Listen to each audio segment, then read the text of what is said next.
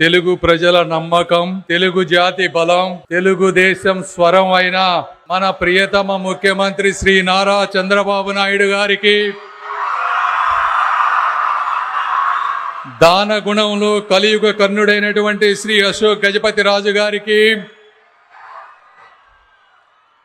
అసెంబ్లీని ఒంటి చేత్తో నడిపిస్తున్నటువంటి శ్రీ చింతకాయల అయ్యన్న పాత్రుడు గారికి, వేదికను అలంకరించిన పెద్దలకు, మా నియోజకవర్గ ఎమ్మెల్యేలకు, నాయకులకు, పాత్రికేయులకు, వీరందరితో పాటు భావాల భాష, బంధాల భాష, తరం మారినా దేశం దాటినా తరగని తెలుగు ఉషస్సుని, తేజస్సుని ప్రేమిస్తూ, ఆరాధిస్తూ, గౌరవిస్తూ ఇక్కడికి విచ్చేసిన ప్రతి ఒక్క తెలుగు వారికి వందనం, అభివందనం.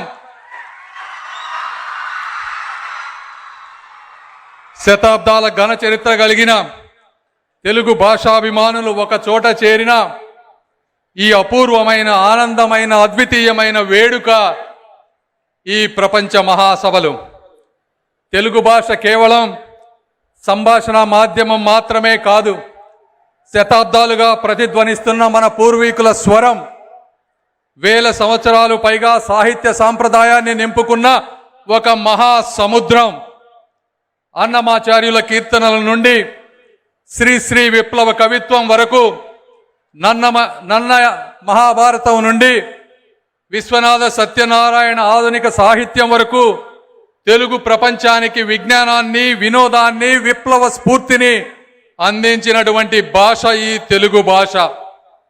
కూచిపూడి నృత్యం నుండి శాస్త్రీయ కళలను, మన సాంప్రదాయ సంగీత రూపాలను, మన తాత్విక గ్రంథాలను తెలుసుకోవటం కోసం ఈ తెలుగు ఎప్పుడు తలుపులు తెరిచి ఉంచుతుంది.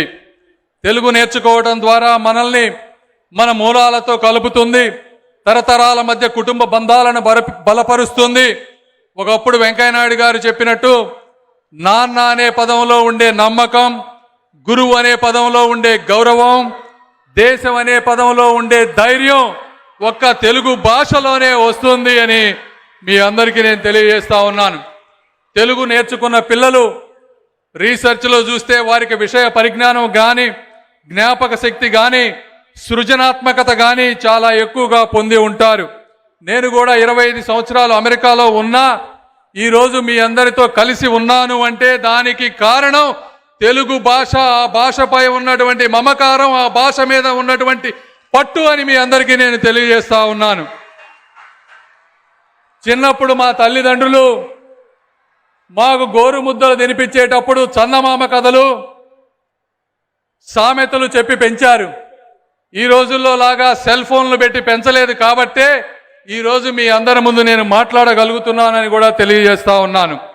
ఇవన్నీ ఎందుకంటే ఈరోజు పిల్లలకి తెలుగు చదవటం, మాట్లాడటం, రాయటం, అదేవిధంగా సొంత భాషపై గర్వం లేకపోవటం ప్రధాన సమస్యలుగా ఉన్నాయి. భాష చనిపోతే సంస్కృతి చనిపోతుంది, సంస్కృతి చనిపోతే మనకి గుర్తింపు మాయమవుతుంది అని కూడా మీరు అందరూ తెలుసుకోవాలి. ఇంగ్లీష్ నేర్చుకోవడం తప్పు కాదు, కానీ తెలుగు మర్చిపోవటం మాత్రం తప్పే.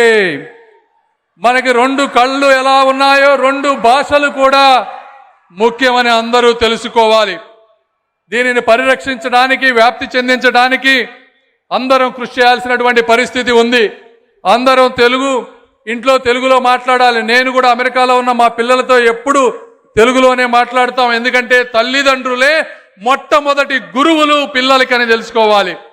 తెలుగు కథలు, తెలుగు సామెతలు చెప్పాలి, తెలుగు పాటలు వినిపించాలి.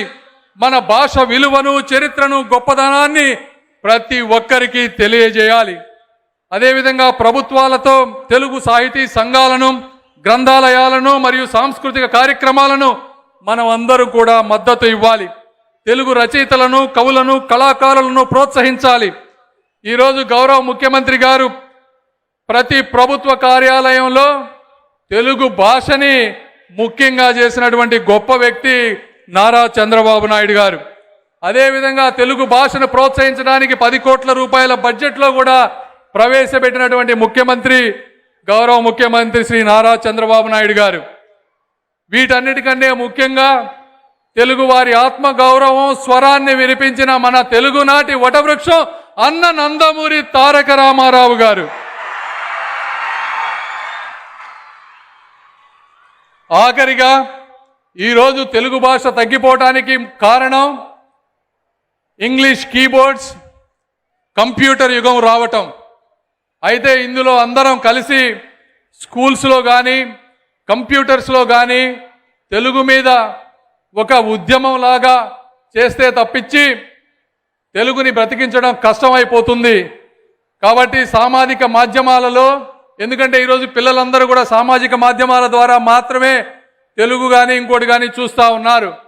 ఆ సామాజిక మాధ్యమాలలో గౌరవప్రదమైనటువంటి భాష తెలుగు భాష వ్యాప్తి చెందే విధంగా ప్రతి ఒక్కరూ కృషి చేస్తేనే తెలుగు భాష నిలబడుతుంది అని తెలియజేసుకుంటూ, ఆఖరిగా తెలుగు జాతి, తెలుగు భాష, తెలుగుదనం, తెలుగు పరిమళం, తెలుగు వైభవం యుగయుగాలుగా వెలుగొందాలని మనస్ఫూర్తిగా కోరుకుంటూ, దానికి నా వంతు కృషి చేస్తానని తెలియజేసుకుంటూ, తెలుగు భాషని పరిరక్షిస్తున్నటువంటి ఎందరో మహానుభావులందరికీ వందనాలు తెలుపుకుంటూ, మీ అందరికీ కృతజ్ఞతలు తెలుపుకుంటూ సెలవు తీసుకుంటున్నాను. జై భారత్, జై Telugu Desam. Please subscribe to Leo News for more videos.